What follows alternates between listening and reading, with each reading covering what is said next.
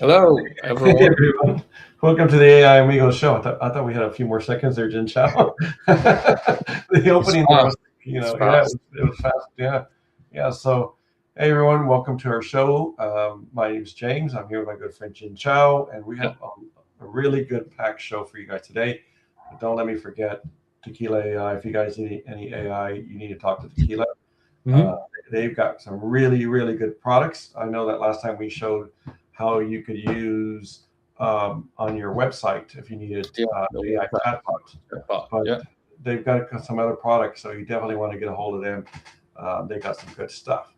So, interesting episode we have today, Jin Chao.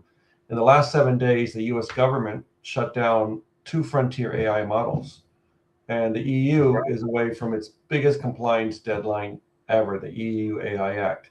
And then Uh-huh. MetaMask just handed AI agents a working DEFI wallet. So it's Uh-huh. really not a normal news week, right? Yeah. Um, I mean, this was interesting. So this is the week that AI stopped being a demo and started being regulated, weaponized, and bankable. Interesting, right? Yeah. So the Anthropic kill switch, the U.S. government decided on Friday, and I can tell you, I was so excited to have Fable 5. It Uh-huh. was a watered down version of Mythos. I actually got some things done. I left on Thursday for holiday, but Yeah. I actually had the AI put an agent put together a plan for me because it was about 2 weeks. And I said, this 2 weeks, I'm going to make sure. Not number one is like a lot of projects that that I've been wanting to do, but just didn't have the time to do. Number one, but number two, that I don't hit the limits because it's super expensive. I mean, it was twice the price of twice the price of Mythos, not Mythos, sorry, Yeah. Opus 4.8. So, Okay. yeah, so I mean, I was, so I put this plan together, but yeah, so really they're saying that this Fable 5 and Mythos 5 access for any foreign national anywhere in the world is basically a threat against national security. Mm-hmm. And so they pulled both models globally within hours. And so it's just an interesting one, right? So um, according to one of the triggers there is Amazon reportedly told the government it found a jailbreak of Anthropic safeguards. Yeah. And Anthropic says the so-called jailbreak was just asking the model to read a code base and find software flaws. Uh-huh. And basically it's widely available from other models, right? I mean, you go, you say, hey, where did you ask, you show your code base and you say, you know, is there any security issues? Mm. Is there anything, how can I refactor my code? How can I improve it? Let's do some linting, Yeah. so that was a really big deal, right? And yeah, I mean, I don't know what's going to happen from here. I did see something on TikTok today, but and when I say I saw it on TikTok, that's my disclaimer of this may or may not be true. Mm. It's Right. social media. But they said there's some Reddit communities talking about that it will be released shortly, maybe later today. Again, they'll re-release it again, so we'll see. Yeah, it's a very interesting time. It's during the Trump was visiting G7 was in France, isn't it? And during Hmm. that was some sort of meeting about that.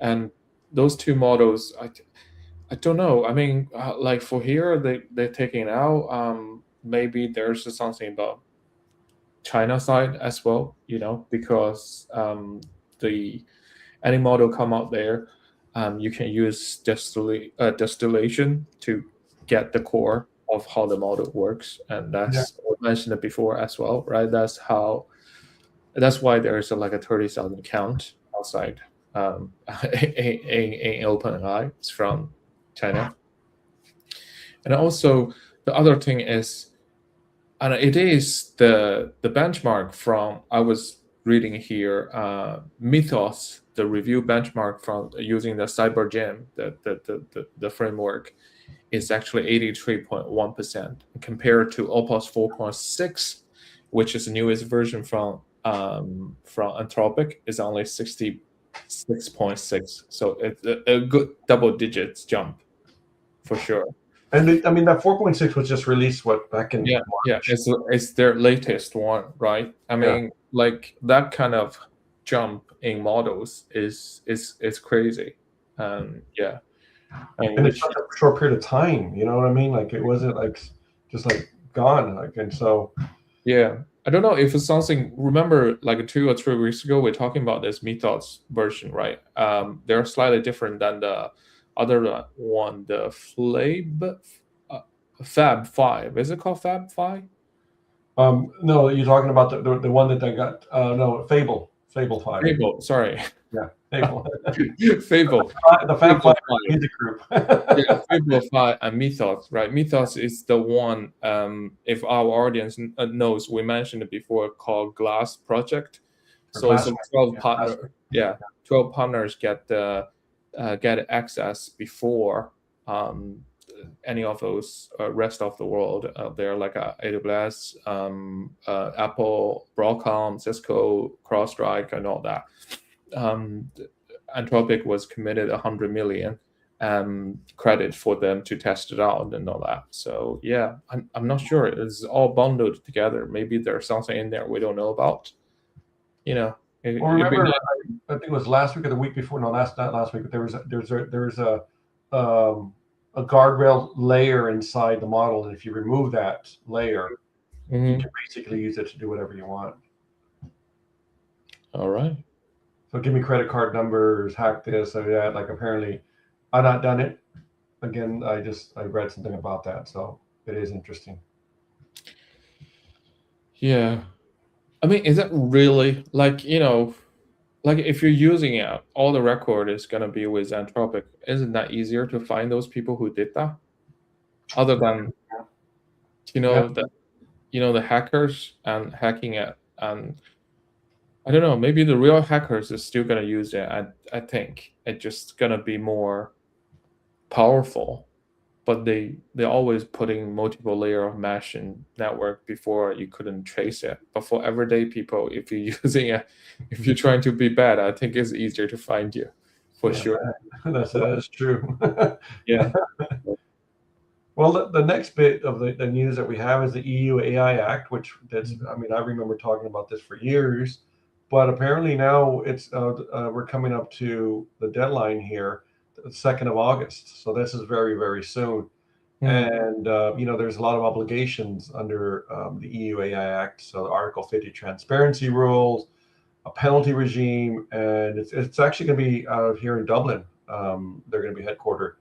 Oh, Same okay. thing as the what do you call it? The data commissioner is also not Dublin, but in Ireland as well. But Mhm. yeah, they're talking about like penalty ceilings up to 35 million or 7% of global turnover for prohibited practices, and up to 15 million or 3% for high risk non-compliance. But I think that one of the things we got to consider in that is there's a pyramid of risk within that. So, like, if you're concerned, like, oh, if I use my AI in my day-to-day organization, it's not going to be affecting you. Well, depending on what industry you're in, if you're in healthcare industry, yeah, that's a very high risk. But if you want to use it for marketing or for, a chatbot, that's like Tequila AI has, Mhm. that's on the lowest layer where it requires little, I would say, to none of compliance because of, I mean, obviously you have compliance to like, if your chatbot says something, offers you a deal and it's not true. I mean, you Yeah. can have protection policies that would be Mhm. in place. But yeah, it is interesting.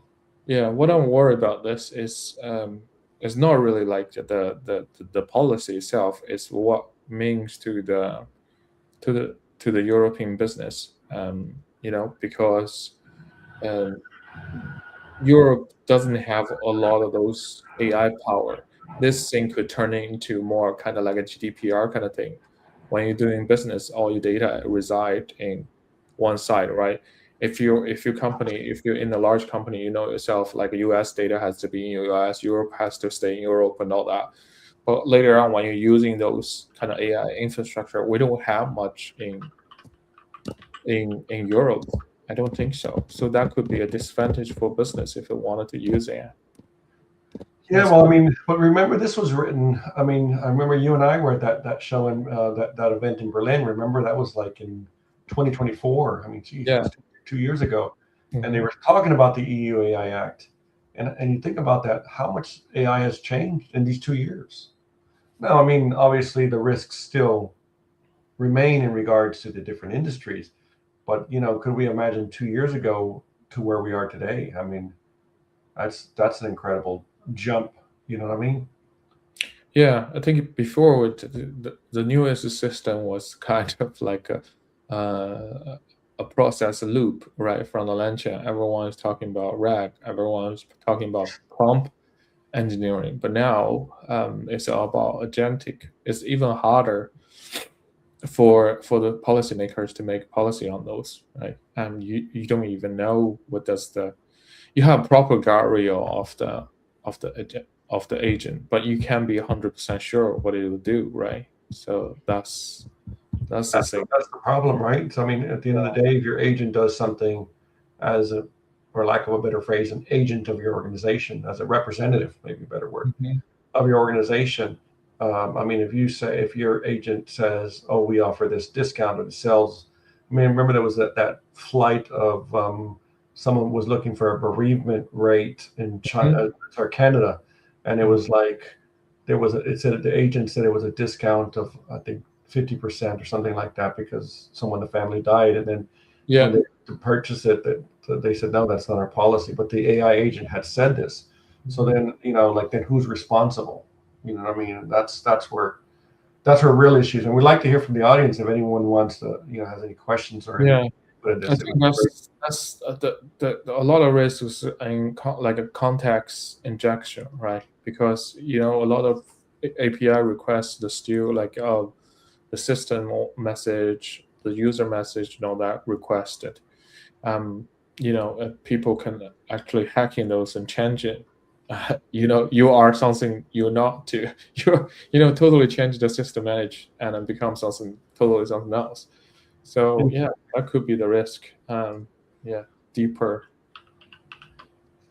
Yeah, well, I mean, we'll see what happens. I mean, we'll be definitely talking more about this, because Mhm. it is it is something that's going to be on the agenda, and so, meaning on the agenda of coming forward and into the month of July, and Yeah. the bit of the panic and everything is like, because nobody wants to be hit by fines. You know what I mean? Yes. Yeah, I really wish like it can be speed up on the European side of the infrastructure building for those kind of AI stuff, right? As we know, Europe is not like resource rich or energy rich to be that. We heard all the time Ireland like a data center already costs one-third of the entire country's grid, isn't it, or something like Yeah, that? yeah. I saw So something on the Financial Times saying about Ireland. Um, Other countries are looking at Ireland as, because they don't see it as a success with data centers. They see it as it's created a problem. yeah, it is a problem. We're paying the highest kind of electric rate in Europe. Europe, yeah. But like right now, a lot of if you're using like any of the service, majority of your costs probably still routed to US, right? Of those data centers, and we don't have that in Europe. That could be a choking point. And hopefully, those policymakers see that and move faster if we want our sovereign kind of data center for the Europe, right? So yeah. Well, the next part we have there is MetaMask agent wallet.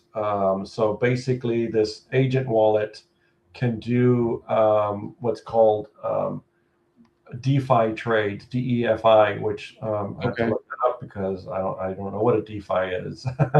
Oh, So it's more linked to the crypto side, yeah, the right? crypto side, yeah, yeah.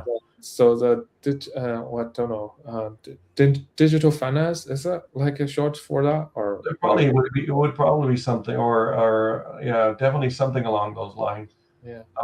But yeah, it's interesting that it's cryptocurrency, so it's a decentralized framework or Hmm. finance platform. I Hmm. mean, as you know, my background is trading, and I've used AI for years, even before, and even before what's come out now with agents, where actually I was using reinforcement learning, and I was Hmm. using it as a decision agent. So a lot of people were trying to use AI for price prediction. So what's the price tomorrow? What's the price the next day? And so on and so forth. Where I took it with the reinforcement learning, they would come back and tell you, well, you need to buy 50 shares or you need to buy or sell 20 shares. It's a decision agent. And you could actually connect that to, you could connect that agent directly into, using Python, but you could connect it to your trading, your broker, and it would trade for you. So, but apparently, I guess now Meta is doing this for everyone, or they're making a platform to do this to make it easier for people to do it, because that did take a lot of work to do that. Yeah. But yeah, there is some issues there, right?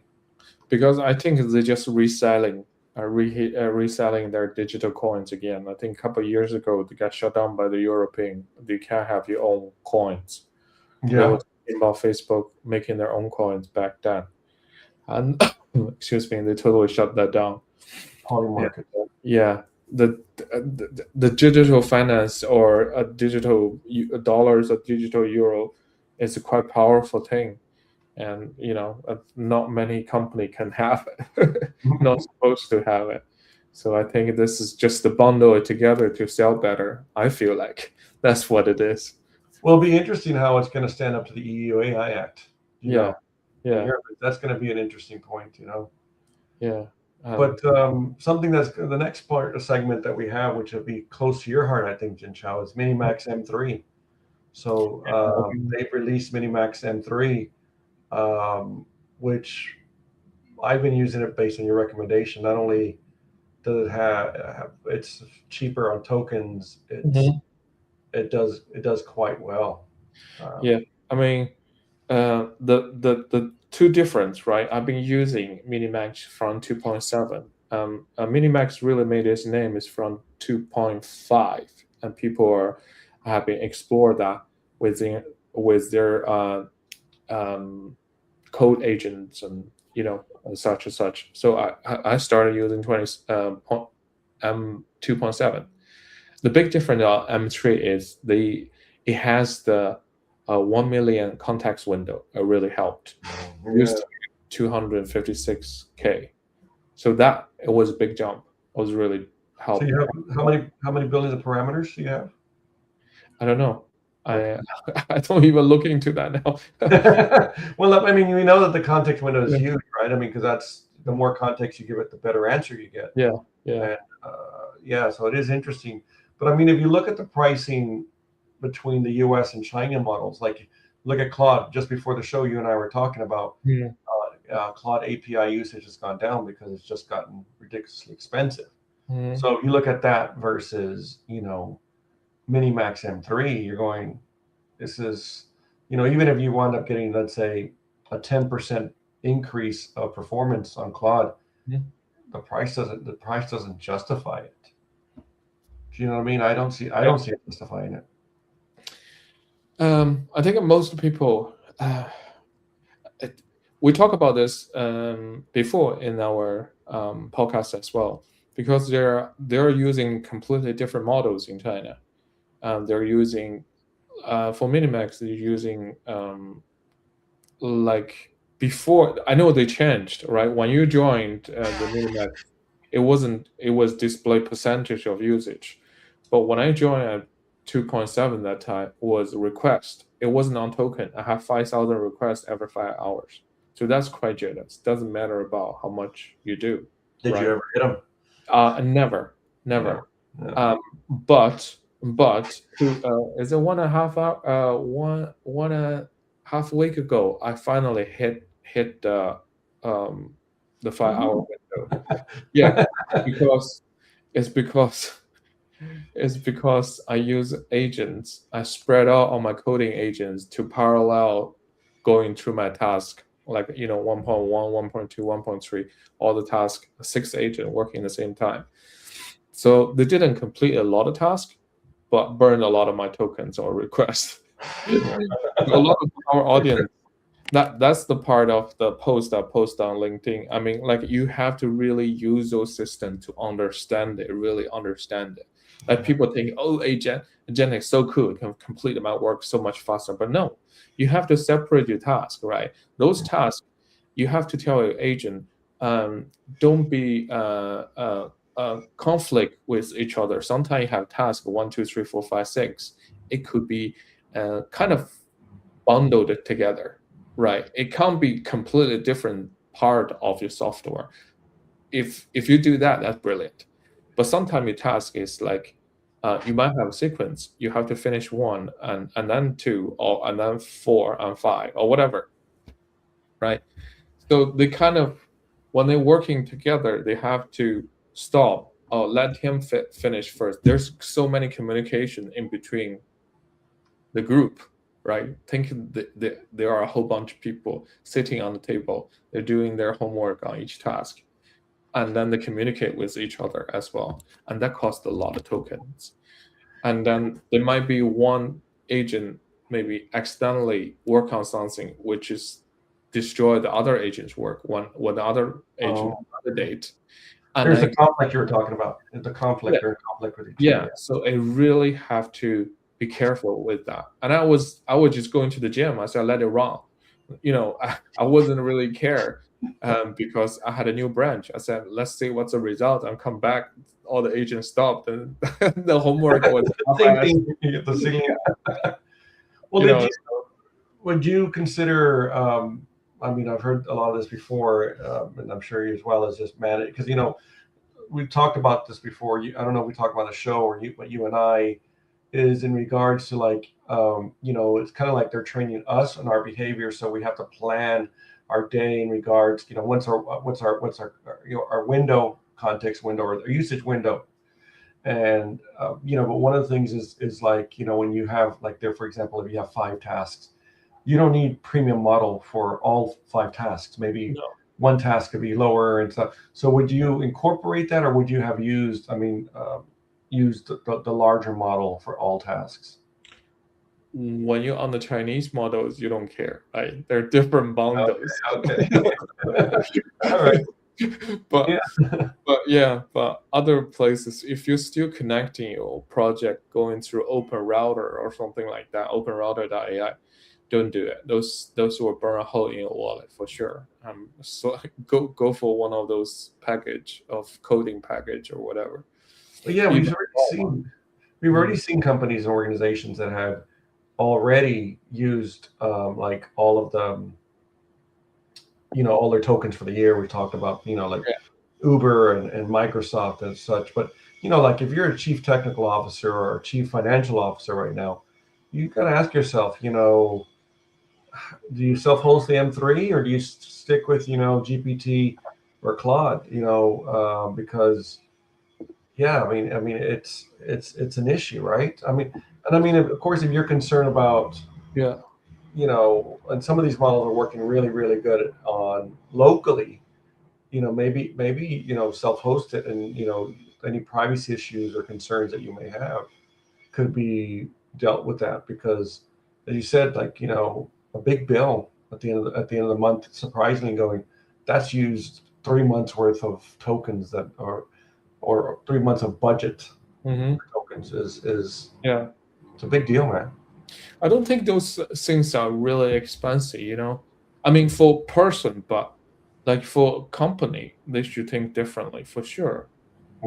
Look at the GB10 from NVIDIA, right? The Dell just released using the NVIDIA GB10 as 128 gig, right? It can, we talk about this, it can run 70 billion unified memory and parameters, right? If you are a small startup or something, invest $5,000 or $6,000, it saves you a whole lot of money from token. That's nothing. I mean, even you're doubling it to 256 and 10 grand, let's say, right? And then you can run some open weight model from China, and you have no risk of sending China your data. You own the products, right? And no risk of data leakage data gets out, any of that kind of stuff. Some of those was talking about that. Yeah, some of those open weight models are like a multiple expert as well. They don't load the whole lot in there. They're loading a part of it, right? It could be I don't know, like let's say 70 billion parameters, but when it actively working, it could be 15 or 16 billion parameters. They just load a part of it, right? That's the DeepSeek V4 Pro. It's supposed to be a lot of people running it locally. So with that, you can run in 24 hours, not worry about it, just electric fee, and then they're really extremely efficient as well. I mean, GB10 they're talking about 250 to 260 watt an hour. Wow. Like it's probably half of your PC. Your PC easily you got 500 watt PSU, right? So yeah.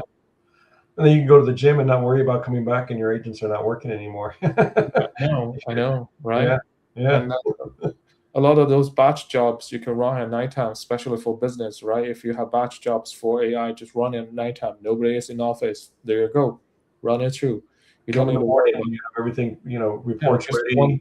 competitor I think, analysis. yeah, So I many think things. more and more business gonna go down to that route very, very soon. And those tokens, because when you make a products, right, and you're using APIs, API burn tokens, you're not in one of those, what do you call it, the package, like the coding package. You could do it, right, but the cost would be different. Sometimes you hit that 5-hour limit. How you solve that in your software, I don't know. But API still everyone goes for in the software. Yeah.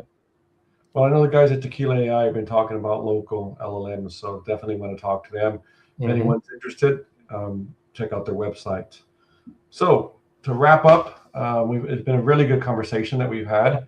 So whether Anthropic, let's see what happens with them. And the administration announced any resolution to the Fable 5, Mythos 5, EU AI Act. We're going to be talking about that in the next few weeks because that's we're coming close to that deadline, and see what happens. I think even like what Jin Chao, you were talking about their overregulation. Does that stifle growth, or does that stifle creation of new, trying to think of the word, but does it stifle development of AI, moving forward? That's always been a very big question.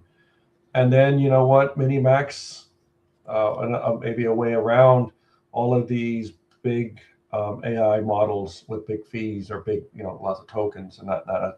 And I think even just saying that, Jin Chao, I don't even think if you get into either ChatGPT, Claude, I could be wrong, or Gemini, that they don't have a 1 million context window, and that's in